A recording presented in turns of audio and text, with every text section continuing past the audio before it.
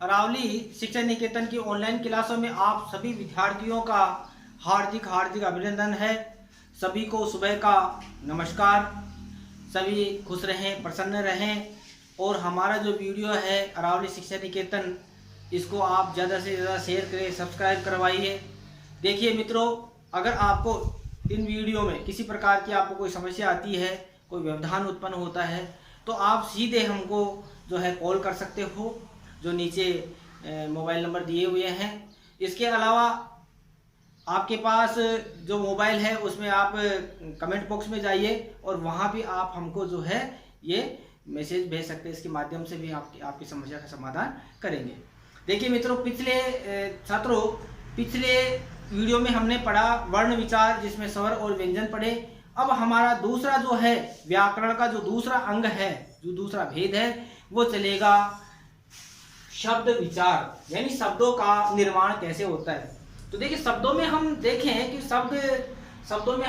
शब्द कौन कौन से हैं, क्या है, तो शब्दों का कैसे होता है निर्माण, इसके बारे में हम जानेंगे। तो देखिए शब्दों में आते कौन कौन से हैं। शब्दों में हम देखें कि संज्ञा, सर्वनाम,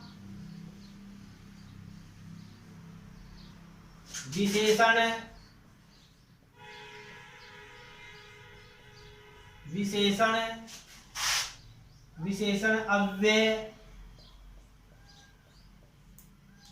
ये जो है ये किस में आते हैं, ये सब शब्द विचार में आते हैं। संज्ञा, सर्वनाम, विशेषण, अव्यय, ठीक है। और इसके साथ एक और है जो महत्वपूर्ण है सबसे, वो है क्रिया। तो इस प्रकार देखिए ये शब्द विचार में आते हैं। सबसे पहले हम पढ़ेंगे संज्ञा, उसके बाद में सर्वनाम, क्योंकि क्रम से चलेंगे हम, फिर विशेषण पढ़ेंगे, फिर हम क्रिया पढ़ेंगे, फिर अव्यय पढ़ेंगे।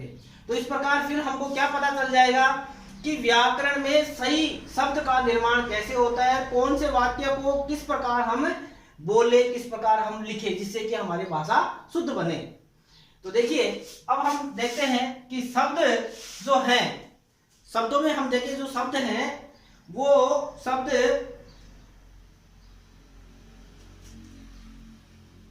जो शब्द हैं उसमें देखिए रूप परिवर्तन की दृष्टि से हम देखें कि रूप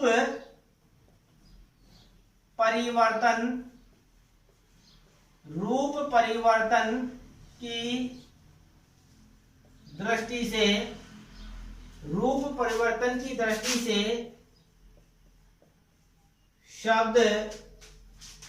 शब्दों के दो प्रकार होते हैं। कितने प्रकार होते हैं? दो प्रकार होते हैं। यानी रूप परिवर्तन की दृष्टि से हम देखें कि शब्दों का हम रूप परिवर्तित करते हैं, जैसे संज्ञा में करेंगे, सर्वनाम में करेंगे, विशेषण में करेंगे, अव्यय में करेंगे, क्रिया में करेंगे। तो ये दो प्रकार के होते हैं। एक प्रकार तो देखिए कौन सा होता है, एक प्रकार तो होता है विकारी शब्द।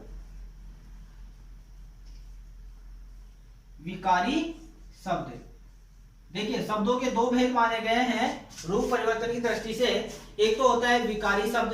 विकारी शब्द हम किसको कहेंगे? ऐसे शब्द जिनमें व्याकरणिक नियमों के अनुसार लिंग, वचन, कारक, पुरुष, काल के आधार पर रूप परिवर्तन आता है। यानी ऐसे शब्द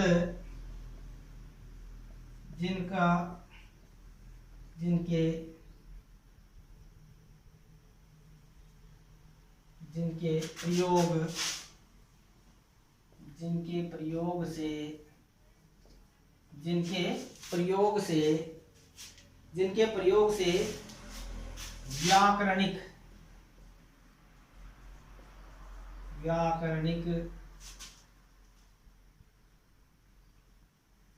नियमों के आधार पर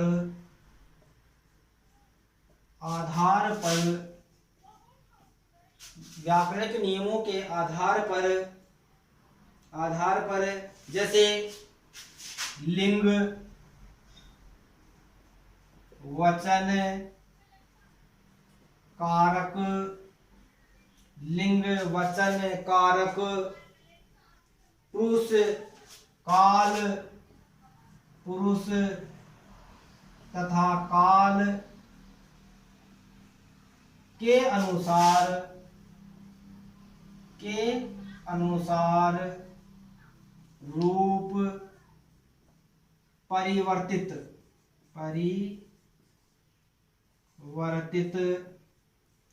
रूप परिवर्तित होते हैं,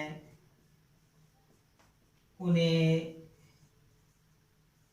विकारी शब्द कहते हैं। क्यों इनको विकारी क्यों कहते हैं?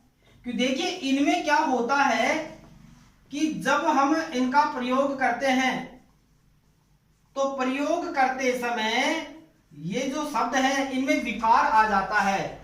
विकार का मतलब होता है इनका रूप ही बदल जाता है, अर्थ की दृष्टि से भी बदल जाता है और शब्द की दृष्टि से, दोनों तरीके से ये इनका अर्थ बदल जाता है, इसलिए इनको विकारी शब्द कहते हैं। क्यों? क्योंकि व्याकरणिक नियमों के आधार पर ये लिंग में परिवर्तित हो जाता है। जैसे पुल्लिंग का स्त्रीलिंग बन जाता है, एक वचन का द्विवचन बन जाता है। कारक जो होते हैं, मैंने आपको बताया था कि कर्ता कारक, कर्म कारक, करण कारक, अधिकरण कारक, ये सारे जो है संबंध कारक, इनमें ये बदलते हैं। ऐसे पुरुष में बन जाते हैं, पुरुष स्त्रीलिंग, पुल्लिंग का स्त्रीलिंग, स्त्रीलिंग का पुल्लिंग बनाना। ऐसे काल बदल जाते हैं, वर्तमान का भूतकाल, भविष्यत काल। तो इसके अनुसार इनका क्या होता है, रूप बदल जाता है, परिवर्तित हो जाता है, यानी ये बदल जाते हैं। ठीक है, आगे चलते हैं। तो इन्हीं को हम क्या कहते हैं, विकारी शब्द कहते हैं। विकारी का मतलब विकार आना, बदलाव होना, परिवर्तन होना, ये क्या हो जाता है, विकारी शब्द कहलाते हैं। दूसरा है हमारा जो इसका रूप परिवर्तन की दृष्टि से शब्दों का जो दूसरा प्रकार है वो है अविकारी शब्द। आप पहले इसको नोट कर लीजिए, देखिए, फिर आगे चले।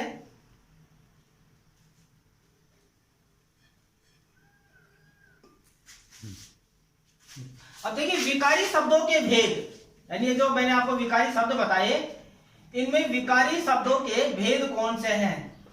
देखिए विकारी शब्दों की बात करें तो विकारी शब्दों में जो इसके जो भेद हैं, ये देखिए, एक तो संज्ञा, सर्वनाम, विशेषण तथा क्रिया। कितने आ गए, संज्ञा, सर्वनाम, विशेषण तथा क्रिया।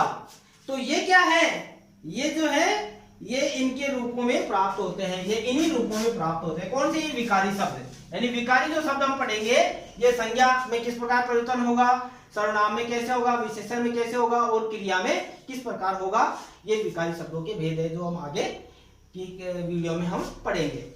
दूसरा देखिए, आपको भेद बताया था मैंने, दूसरा जो भेद बताया था वो कौन सा भेद है, दूसरा भेद है अविकारी शब्द। कौन सा, अविकारी शब्द। देखिए अविकारी शब्द इसका विपरीत होगा, किसका, विकारी का। यानी अविकारी है जो विकारी का विपरीत होगा। इन शब्दों में लिंग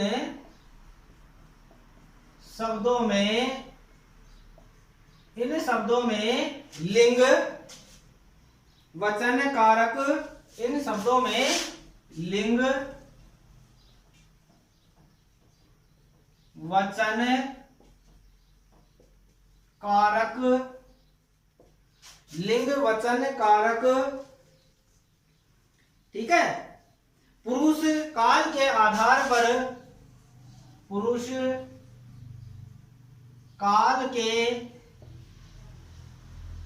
काल के आधार पर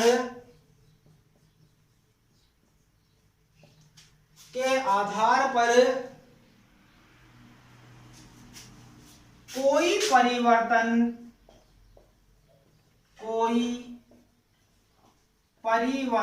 उसमें, विकारी में परिवर्तन होता है, इसमें कोई परिवर्तन नहीं होता है। ठीक है, समझ में आ गया। देखिए विकारी शब्द हम किसको कहेंगे, विकारी शब्द वो है, होता क्या है कि इन शब्दों में लिंग, वचन, काल, पुरुष, कारक, काल, पुरुष, कारक, लिंग, वचन, कारक, पुरुष, काल के आधार पर कोई परिवर्तन नहीं होते। यानी जब हम इनका प्रयोग करेंगे अविकारी शब्दों में, तो न तो लिंग में कोई परिवर्तन होता है, न कोई वचन में परिवर्तन होता है, न कोई कारक में परिवर्तन होता है, न किसी पुरुष में परिवर्तन होता है, और न ही काल में परिवर्तन होगा। इसमें कोई परिवर्तन नहीं होगा। ठीक है। अब इसमें देखिए अविकारी शब्दों की हम बात करें तो इसमें देखिए अलग अलग आते हैं क्रिया विशेषण। इसमें देखिए कौन कौन से भेद होते हैं इसके। अविकारी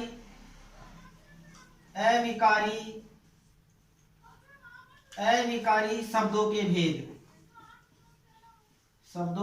भेद, अविकारी में जो है कौन कौन से शब्द आते हैं। देखिए क्रिया विशेषण है, जैसे क्रिया विशेषण है यानी क्रिया की विशेषता बताने वाले क्रिया विशेषण है। संबंध बोधक, समुच्चय बोधक, संबंध बोधक,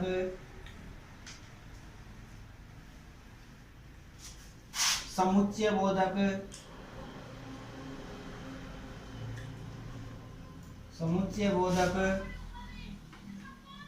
संबंध बोधक, समुच्चय बोधक। और भी आते हैं सकारात्मक, नकारात्मक,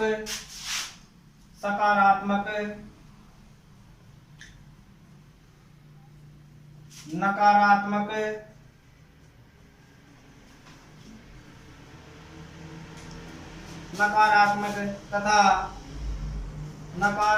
तथा विस्मादी बोधक,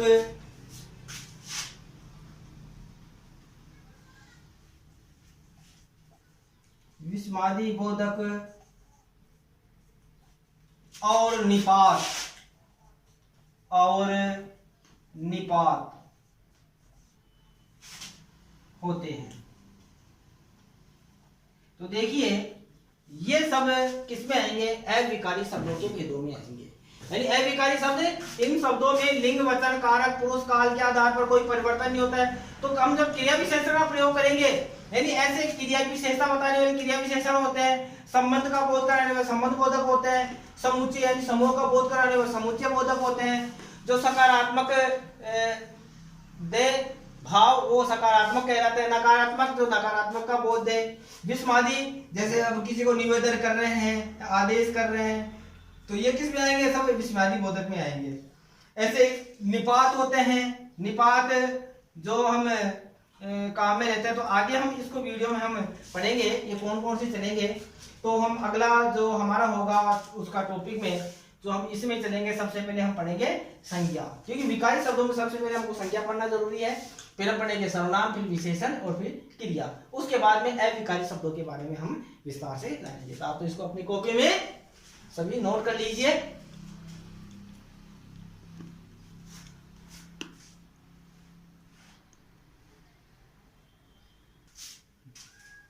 देखिए अविकारी शब्दों में मैंने आपको बताया था कि संज्ञा, सर्वनाम, विशेषण और क्रिया, ये किस में आते हैं, विकारी शब्दों में आते हैं। जब हम इनका प्रयोग करते हैं तो शब्दों में विकार आता है।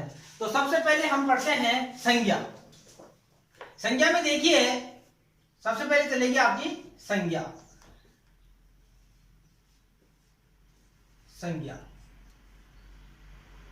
देखिए संज्ञा का अर्थ क्या होता है, सबसे पहले ये जानिए संज्ञा का अर्थ क्या होता है कि किसी के नाम को ही हम संज्ञा कहते हैं। यानी जो भी कोई नाम होता है उसी को हम क्या कहते हैं, संज्ञा कहते हैं। किसी नाम से किसी को पुकारते हैं, वही क्या कहला हो गया, संज्ञा कहलाती है। लेकिन इसी से काम चलने वाला नहीं है। वास्तव तौर पर हम देखें तो संज्ञा का होता क्या है, शाब्दिक अर्थ हम देखें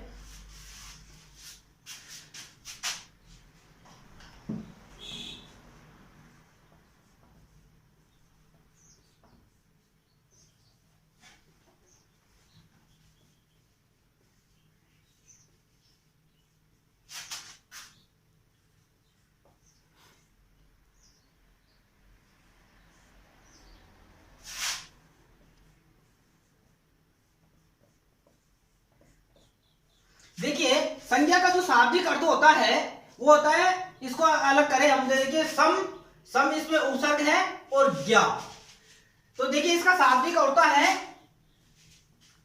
सम्यक ज्ञान प्रदान कराने वाला। देखिए इसका शाब्दिक अर्थ देखिए, इसका शाब्दिक अर्थ होता है संज्ञा का सम जोड़ ज्ञा, तो इसका अर्थ हुआ सम यानी सम्यक, ज्ञा यानी ज्ञान, यानी सम्यक ज्ञान प्रदान कराने वाला, यानी ऐसा शब्द जो हमें अच्छी तरह ज्ञान प्रदान कराता हो उसे हम क्या कहेंगे, उसे हम संज्ञा कहेंगे। किसको कहेंगे हम, उसको संज्ञा कहेंगे। ठीक है, अब देखिए आगे चलते हैं हम इसी में कि संज्ञा की हम देखिए परिभाषा होती क्या है। अब इसकी हम देखें परिभाषा, किसी वस्तु स्थान तथा प्राणी के नाम का बोध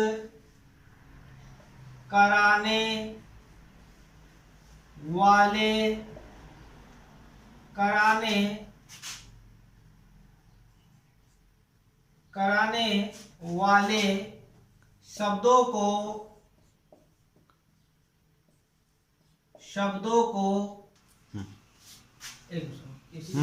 या प्राणी के नाम का बोध कराने वाले शब्दों को संज्ञा कहते हैं। सही, अच्छा वो माता।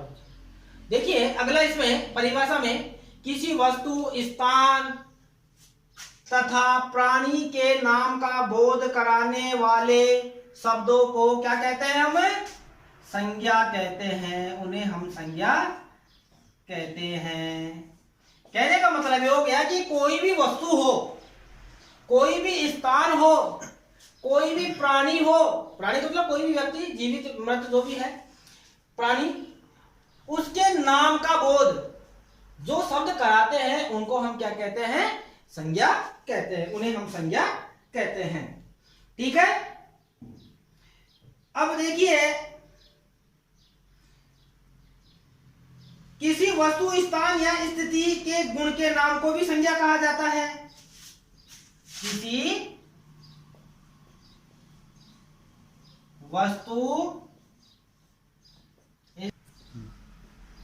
किसी वस्तु स्थान व्यक्ति तथा प्राणी के, किसी वस्तु स्थान व्यक्ति तथा प्राणी के गुण बोध का क्या होता है, गुण का बोध कराने वाले, गुण में भी आते हैं, किसमें आते हैं, गुण में भी आते हैं, यानी गुण के नाम को संज्ञा कहते हैं। किसी वस्तु स्थान प्राणी के गुण के नाम को संज्ञा कहते हैं। ये भी एक संज्ञा की दूसरी परिभाषा है कि जैसे कोई भी वस्तु है, स्थान है, व्यक्ति है, प्राणी है, उसके गुण के नाम को भी संज्ञा कहते हैं, यानी गुण के नाम को संज्ञा कहते हैं। अब हम देखें कि जो संज्ञा है उसके भेद कितने होते हैं, संज्ञा के भेद कितने होते हैं। देखिए संज्ञा के वैसे मूल तौर पर हम देखें तो संज्ञा के 3 भेद माने गए हैं, लेकिन एक और भी आता है कि संज्ञा में, जिसमें हमने देखा है द्रव्यवाचक, समूहवाचक, तो ये किसमें सम्मिलित किए जाते हैं। कई बच्चे सोचते हैं कि द्रव्यवाचक, समूहवाचक, ये आखिर है कौन सी संज्ञा। तो देखिए पहले तो सबसे पहले हम देखते हैं संज्ञा का एक पहला जो भेद है वो तो है कौन सा, व्यक्तिवाचक,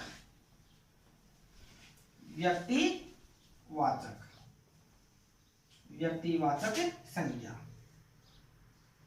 ठीक है, दूसरी जो संज्ञा का भेद है वो है जातिवाचक संज्ञा। देखिए इसी जातिवाचक संज्ञा में संज्ञा के दो भेद और दे रखे हैं। ये दो भेदों को सम्मिलित किया गया है। एक तो है द्रव्यवाचक, एक तो क्या है द्रव्यवाचक, और एक दूसरा दे रखा है इसी में सम्मिलित किया गया है, वो है समूहवाचक। समूहवाचक यानी कि ये जो जातिवाचक संज्ञा है इसी में द्रव्यवाचक को और समूहवाचक को दोनों को सम्मिलित किया गया है। और इसी का जो मूल तीसरा जो भेद है वो है भाववाचक संज्ञा। भाववाचक संज्ञा। तो देखो इस प्रकार हमने क्या देखा कि संज्ञा के तीन भेद माने गए हैं, व्यक्तिवाचक संज्ञा, जातिवाचक संज्ञा और भाववाचक संज्ञा। जातिवाचक संज्ञा में द्रव्यवाचक और समूहवाचक ये तीन संज्ञाएं आती है। तो ऐसे कुल मिलाकर के कितनी हो गई? ये 5 है जो संज्ञा के भेद हो गए। अब कई बच्चे देखते पढ़ते हैं कि सर हमने 5 भेद पढ़े हैं, तो ये 5 भेद हैं कौन से?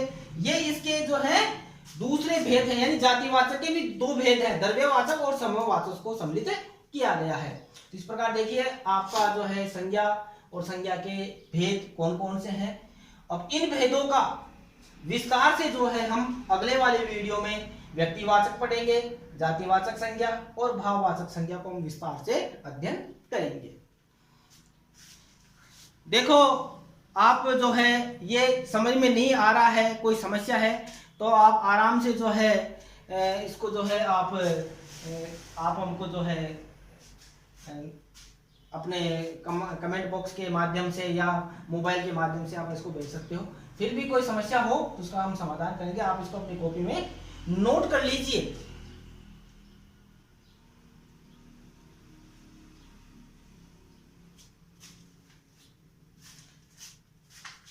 प्रिय विद्यार्थियों, जितना हमसे बन पड़ रहा है, जितना हम आपको जो है सरल से सरल, अच्छी से अच्छी जो है ये विषय से संबंधित आपको शिक्षा देने की कोशिश कर रहे हैं और आपको अच्छी से अच्छी वीडियो बना करके आपके सामने पेश करने की कोशिश कर रहे हैं, ताकि आपको किसी प्रकार जो समस्या है उसका निवारण हो सके, आपको पढ़ाई में किसी प्रकार का कोई व्यवधान न हो सके। तो आप हमारे साथ मिलजुल करके सहयोग करते रहिए और इसी प्रकार इसी चैनल को आप आगे बढ़ाते रहिए, सब्सक्राइब करवाइए, शेयर करवाइए और हमारी वीडियो को ज़्यादा से ज़्यादा लोगों के पास आप शेयर करवाते हुए उनको बताइए कि देखिए इस प्रकार की वीडियो बन रहे हैं जो छोटी क्लास से लेकर के छठी क्लास से लेकर के 6ठी, 7वीं, 8वीं, 9वीं, 10वीं तक के बच्चे आराम से इसको है जो बड़ी सरलता से और बड़े जो है तरीके से उनको पढ़ सकते हैं। ठीक है, तो आप जो है आप इस प्रकार हमारे साथ लगे रहिए। जय हिंद, जय भारत।